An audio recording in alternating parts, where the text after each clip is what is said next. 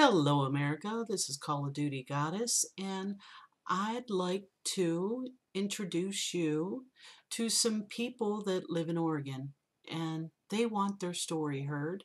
So, with no further ado, let's hear why they are doing what they're doing. This goes way beyond agriculture. What is happening here is not just happening to the rancher or to the loggers or to the farmers. It is also happening to the auto industry, the healthcare industry. It is happening to the financial advisors as we speak right now. I have a good friend who is in the financial advising industry. He is an advisor, and mandates are coming down upon them as we speak that are not going to give them the opportunity to truly help their clients. And it is coming from the federal government in control of these financial circumstances and advising that they do. This goes full broad beyond ranching and extends into all industries across this country. And we desire, and our stand here is very clear. It is to say that there are rules that the people have placed upon government, and that the federal government's rules are outlined in the Constitution of the United States, and that it is our duty when they will not step back in that cage that we have given them. It is our duty as a people to assure that they do that, and that is what we are doing here.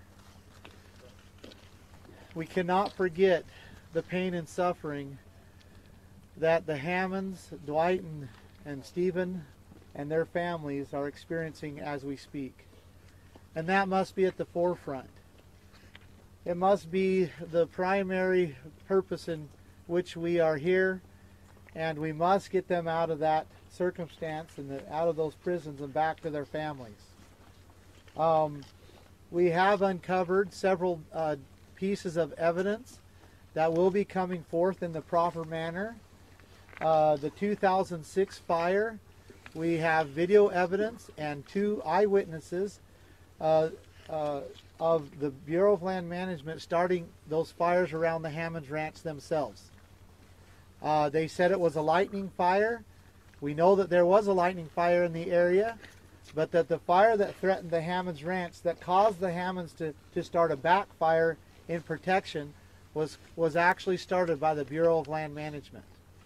We also know that Frank Papagni, the prosecuting attorney, knew of these witnesses and did not disclose them.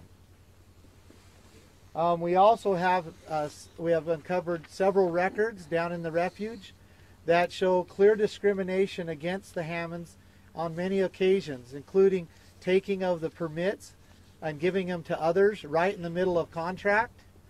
And also when the Hammonds were at the top of the list to receive permits for certain grounds, they were denied that and given to other people, clearly showing discrimination. And I offer you that as just the starter of what we have found and uncovered. This is very real. The Hammonds have been subjects to great abuse.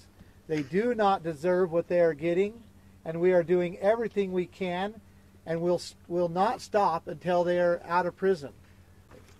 Hammond, there's been rumors that the BLM, and it's already circulating out in the public, that the BLM was destroying documents. Have you been able to confirm that? We've heard that from 3 different sources, but we do not have concrete evidence that that has happened. Secondly, has the sheriff addressed your redress of grievances? Has anyone addressed those redress of grievances? No, and we intend to take up legal matters to basically enforce that those grievances are addressed, and that is part of our actions right now. Go ahead. So there's the ranchers that burn their fields to have regrowth. There's people that burn ditches. There's people that burn garbage, such and such. And what's stopping them? The federal government from coming into Burns, Oregon, taking every single rancher that's burning their fields to have regrowth and trying them as terrorists. You know, I raise and train dogs, guide hunters. I run a coyote hunting competition here. In the BLM. Do you really? No, I did. Yeah, oh, okay. Until I lost to the animal terrorist in court. It cost me $15,000. Oh, jeez, wow. But the BLM kept calling me and making threatening phone calls. Well, if you have this coyote hunt, you can't get your special use permits to guide hunters on federal ground. You can't go on Forest Service. You can't go on BLM. Wow. You know what? I told them, they said, you have to tell your participants they're not allowed to hunt on BLM or Forest Service. I said, as a private citizen of the United States, I am not telling them that. And if you want to tell them that, you come to the meeting and you tell them that. Yeah, right. I refused. They said, well, if you get caught on federal ground, you're going to jail. I said, well, you just as well cuff me and take me right now. And they keep referring to it as the federal ground, federal land, federal. Do you think And it's it's true? 100% legal to hunt in the National Forest and on BLM if you have a hunting license. I paid my taxes, I paid my hunting license. You, me, you, anybody here that has a valid hunting license can go on BLM ground and hunt. Yeah, that's right. But they said, oh, you can't because we've got 15,000 emails in opposition to your coyote hunting contest. Oh, wow. And then, when the animal terrorist out of California sued me in district court, I had 200 local ranchers. We went to the courthouse, 200 ranchers, and I walked right through the middle of them. How'd you like to be an animal terrorist from California Could you imagine? that had to walk that gauntlet? And everyone was polite, and they walked up there, and what it ended up is I just couldn't hire lawyers anymore. I ran out of money. You did. Yeah. But, so I'm well aware of what the government and that's does. It needs to be locally controlled. Yeah. And guys like It us, does. we're here trying to make a living. We don't need the government making it harder. But all these guys are away from their families. They're here standing up for us. Yeah. We're the ones that'll benefit from Right. this whole fiasco. There's a big divide in the county Yeah. between town and outside. Yeah. And that's because so much of town relies on the federal government for their paycheck. I've got a wife and a daughter. My wife's a school teacher. My little girl's 6 years old. I want nothing to do with But the you know, government. even if it, I've got friends that work for the BLM or the Forest Service. Really good friends of mine. right. They have to make a living. They have to feed their families. But they don't need to overreach and they don't need to run me out of business to feed their family. We Right. can work together Right. to manage this ground Sure. better than somebody in Washington, D.C. saying, oh, you can't graze that piece of ground because my calendar says it's bogus. Right. They need to have a guy on the ground that's out there horseback, not even on a pickup, on the road, because the road edges all get grazed. Get on a horse and follow me up through these canyons and see grass chest high, literally, this green, in water holes that are overflowing. Why are we not using it? And if we don't use it, by July, it's all burned up. Oh, really? Burned up. Yeah. It totally went to waste. It's absolutely ridiculous. Yep. The positive result we're getting right now is Awareness. publicity. Awareness. That's yeah, right. Yeah. publicity Yeah, in the publicity. fact that when Greg Walden talks about it on the House floor, That's Yeah. right. by gosh, it took something to get his attention. Yeah. And we got his attention. Yes, sir. I mean, we, meaning Yes, we the people. we We the people. people. And the ranchers, yes. You know, and not just the ranchers, because there's people, I do business with people all over the United States. They're calling me, and they know they've been here. We've been there. We've been to that Refuge headquarters. It's a tourist attraction. The Round Barn down here, tourist attraction. Right. You have people come here to hunt, middle of the afternoon. They're, oh, let's go look around. What's this wildlife refuge? Part of the reason I bring them through here is to show government mismanagement, because they live in Vermont and don't understand. Oh, we have a national forest. It's 100 acres. Yeah, I have a pasture that's 6,000 acres. It's a whole different deal. Right. You know, and they just don't understand that you stand here and all the way to that hill and all the way to that hill is government controlled. Both ways. It's government controlled. All the Right. way, both ways. You can't do anything on it without their permission. Who owns? It's the Bureau of Land Management, not the Bureau of Land Ownership. There you go. Boom. And people don't understand that. Oh, you can't do that on BLM ground. It's not federal ground. They don't own it. They don't. They are managing the resource Right. above ground. They're managing the grass and the water. Right. Period. Hammonds and the BLM aren't the first ones that have had issues. That's what I'm hearing. A lot of. I mean, I could give you listening. I fight fire in this country in the summertime. I tell you horror stories. Were the Hammonds the first ones you've known, though, that have been charged with terrorism? Absolute first. First that have been charged with anything. I've been fighting fire in a canyon and had the BLM light a backfire behind me and stick us in a canyon. They don't even get reprimanded. Wow. Those are the BLM favorite firefighting tools. Drip torch. Yeah. Wind and a drip torch. That's how the BLM fights fire. They don't even call themselves firefighters anymore. They're fire managers. Fire managers. They just set They the manage backfires fire and. after they've set it. Wow. Or you take a fire that we've had a lightning caused fire on a BLM allotment where we had cow-calf pairs. We pull up in a stock trailer with 3 guys on horseback and 6 dogs, and we bail out. They've got the road blocked. You can't go in there. It's a safety issue. Really? You're going to stop us? And we go. You're going to jail. That's fine. Our cattle will be alive. Cost of doing business. And charge through them. Literally charge through them horseback. The cost. I've seen things that I've seen BLM rigs where you either move it or we're pushing it out of the road with a bulldozer. They'll have a bulldozer making a fire line. The BLM will say, you have to stop. I'm not stopping, so you move it or I'm going to push through it. And ranchers will. When a guy gets pushed far enough. Yeah. Where a group of protesters, armed, have overtaken a federal facility, the National Wildlife Refuge. This group is led largely by people who are not necessarily from Oregon, although they obviously have supporters from Oregon. They are originally there to protest the sentencing of Dwight and Steve Hammond. I know the Hammonds. I've known them for probably close to 20 years. They're longtime responsible ranchers in Harney County. They have been sentenced to prison, not once, but now twice, and I'll get into that in a moment. But the point I want to make at the outset here is for people in this chamber to understand what drives people to do what's happening tonight in Harney County. I've had the great honor and privilege to represent Harney County for a number of years. I have seen the impact of federal policies from the Clinton administration to the Obama administration. I have seen what happens when overzealous bureaucrats and agencies go beyond the law and clamp down on people. I have seen what courts have done. And I have seen the time for Congress to act, and then it has not. My congressional district in Oregon is something like the 7th or 8th biggest in the Congress by size. If you overlaid it over the East Coast, it would start in the Atlantic and end in Ohio. The county where this occupation is taking place, Harney County, is over 10,000 square miles, and there are 7,000 souls inhabiting it. If my math is right, that's 1 person for every 1.4 miles. 1 person for every 1.4 miles.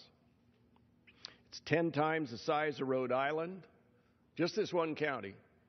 It's larger than the state of Maryland. And 72% of it is under the command and control of the federal government. It is the public's land. That is true. I want to talk about what happened with the Hammonds. And I want to put in perspective of what happens almost every year, and that is these enormous wildfires.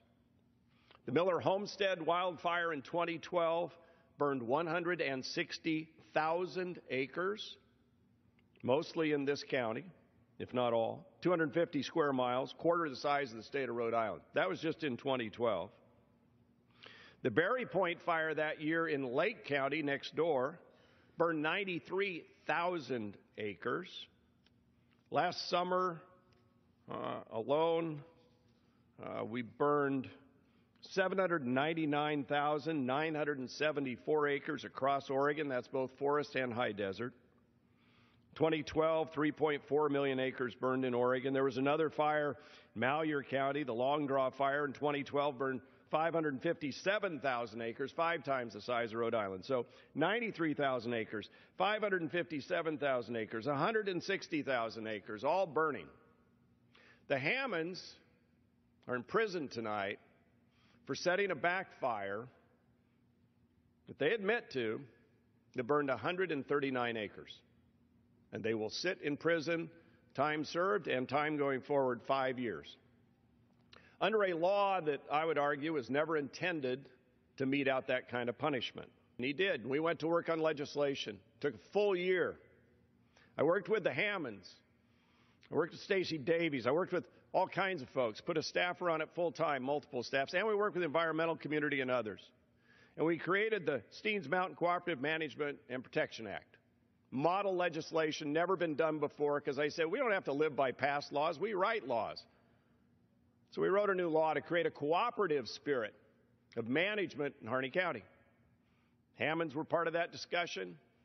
They say we saved a running camp that Harlan Wyarty runs. We protected inholder. We tried to do all the right things and create the kind of partnership and cooperation that the federal government and the citizens should have. Let me fast forward on that particular law. Not long after that became law, and it was heralded as this monumental law of great significance, a new era in cooperation and spirit of cooperation. Some of those involved on the other side and some of the agencies decided to reinterpret it. And the first thing they tried to do is shut down this kids' running camp because they said, well, too many, maybe more than 20, run down this canyon back up, as they had for many, many years. So they wanted to shut it down. So we had to fight them back, said, no, the law says historical standards. Then the bureaucrats, because we said you should have your historical access to your property. If you're up on Steens Mountain, you should maintain that access like you've always had it. Do you know what the bureaucrats said? They began to solicit from the inholders in this area. How many times did you go up there last year? You see, they wanted to put a noose around the neck of those who were inside. That was a total violation of what we intended, and we had to back them off. See, the bureaucracy wants to interpret the laws we write in ways they want. And in this case, they were wrong. Not once, but twice. And then a couple years ago, I learned that despite the fact we created the first cow-free wilderness in the United States under this law, and said clearly in this law that it would be the responsibility of the government to put up fencing to keep the cows out as part of the agreement, the Bureau of Land Management said, no, we're not going to follow that law. And they told a rancher they had to build a fence. I networked with my Democrat colleague, Mr. DeFazio from Oregon, who was part of writing this law. I said, Peter, you remember that, right? He said, yeah, I didn't like it, but that was the case. BLM still wouldn't listen. So we continued to push it. And they argued back. Well, it turns out there had been a second rancher who brought this to my attention, who they were telling had to do the same thing, build the fence, when the government was supposed to, under the law I wrote. The agency, the arrogance of the agency, was such that they said, we don't agree with you. Now, there aren't many times, Mr. Speaker, in this job when you can say, I know what the intent of a law was. But in this case, I could because I wrote the law. I knew the intent. Oh, that wasn't good enough. No. The arrogance of these agency people was such that we had to go to the archives and drag out the boxes from 2000 and, 99, 2000, when we wrote this law, from the hearings that had all the records for the hearings and the floor discussion, to talk about the intent. And our retired member, George Miller, actually, we used some of his information where he said the government would provide the fencing. They were still reluctant to follow it. So I put language in the appropriations bill that restated the federal law. Do you understand how frustrated I am at this? Can you imagine how the people on the ground feel? More than half of my district is under federal management, or lack thereof. They've come out with these proposals to close roads into the forests. They've ignored public input. They often claim to have all these open meetings and listen to the public, and then in the case that will allow a whitman before a supervisor who was eventually relieved because of this, I believe, completely ignored all the meetings, all the input, all the work of the counties and the local people and said, forget it, I'm going my own direction. There were 900 people turned out at the National Guard Armory where they had a public hearing, standing room only and beyond, furious. You see, how do you have faith in a government that doesn't ever listen to you? How do you have faith in a government that when elected representatives write a law, those charged with the responsibility of implementing it choose to go the other direction and not do so? That is what's breaking faith between the American people and their government. And that's what has to change. The other thing that has to change is the law under which the Hammonds were sentenced. I've given you the size of the acreages that burn naturally. I haven't gotten into the discussion about how these fires are often fought and how the federal government frequently will go on private land and set a fire without permission to back burn. That happens all the time. In fact, in the Berry Point fire down in Lake County, they set fire on private timberland as a back burn while the owners of the property were putting out spot fires down in the canyon. I drove down there afterwards. They're darn lucky to have come out alive. There's nobody sentenced under the Terrorism Act there. Oh, heck no. It's the government. They weren't sentenced. Nobody was charged. Oh, it just happened. Now, fires are tough to fight. I have great respect for firefighters. There are always two sides on how these fires get fought, but I can tell you a few years back in Harney County, because I went and held a meeting out there right as the fire was being put out, that the fire crews came in, went on private ground, lit a backfire on private ground behind a fence line that then burned out the farmer's fence, the rancher's fence, and burned all the way over and down into a canyon where there was a wetland, which would have been the natural break to stop the fire from the other side. You see, they never needed to burn that land. These things happen in the course of fighting fire. Doesn't mean they're right, but rare is it that somebody ends up 5 years in prison. Let me tell you what the senior judge said when he sentenced the Hammonds the first time. Judge Michael Hogan, senior federal judge, highly respected in Oregon. He sentenced Dwight Hammond to 3 months. To a year. There were different offenses here. And he said, I am not going to apply the mandatory minimum, and because to me, to do so under the 8th Amendment would result in a sentence which is grossly disproportionate to the severity of the offenses here. The judge went on to say, and with regard to the Anti-Terrorism and Effective Death Penalty Act of 1996, this sort of conduct would not have been conduct intended under the statute. When you ask, what if you burn sagebrush in the suburbs of Los Angeles and their homes up the ravines, it might apply. Out in the wilderness here, I don't think that's what the Congress intended. And in addition, it just would not meet any idea I have of justice proportionality. It would be a sentence which would shock the conscience to me. Close quote. Senior Judge Mike Hogan, when he did the original sentencing. But you see, under this 1996 law, under which they were charged and convicted, it turns out he had no judicial leeway. He could not mete out a sentence that was proportionate to what the crime was. So, yesterday, Dwight and Steve went to prison again. Dwight will be 79 when he gets out. Steve will be about 50. Meanwhile, Harney County on the ranch, Susie will continue to try and survive. So, to sum it up, ladies and gentlemen, They are there in Oregon at the Refuge because of the mandated industrial collapse of our system. The federal government is too big. We need to put them back in place.